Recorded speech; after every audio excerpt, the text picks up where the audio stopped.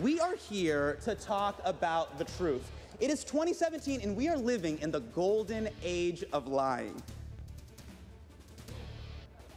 Now's the time to be a liar, and Donald Trump is liar in chief. And remember, you guys are public enemy number one. You are his biggest enemy. Journalists, ISIS, normal length ties.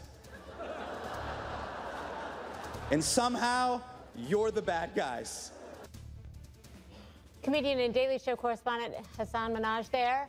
Not pulling any punches really with his rose to President Trump at last night's annual White House Correspondents' Dinner. Yeah, as you know by now, the president was not there to hear it. He held a 100-day rally last night in Pennsylvania instead. It's the first time since 1981 that the sitting president did not attend that event.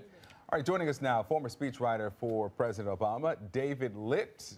David, good morning to you. You were at the dinner last night and you tweeted out, "That was a hell of a performance from Hasan Minhaj." I assume that's a compliment. Why?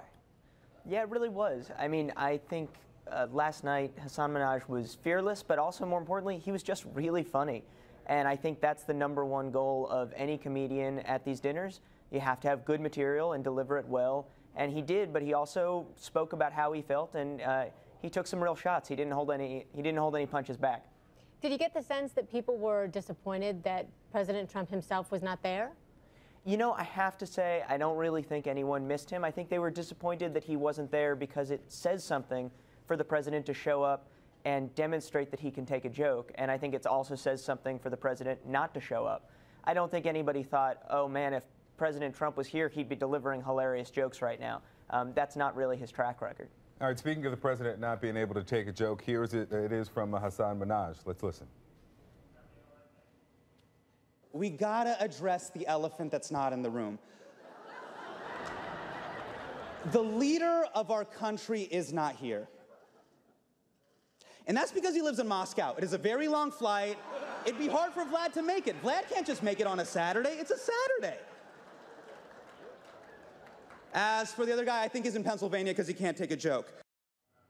So, do you imagine, I mean, you were the joke guy for President Obama. I hope joke guy isn't too dismissive, but you were the comic writer, the comedy writer. Do you think it's more difficult to roast the president who's 10 feet away from you, or in this year, president not being there, first time in 36 years, roast him when he's not there?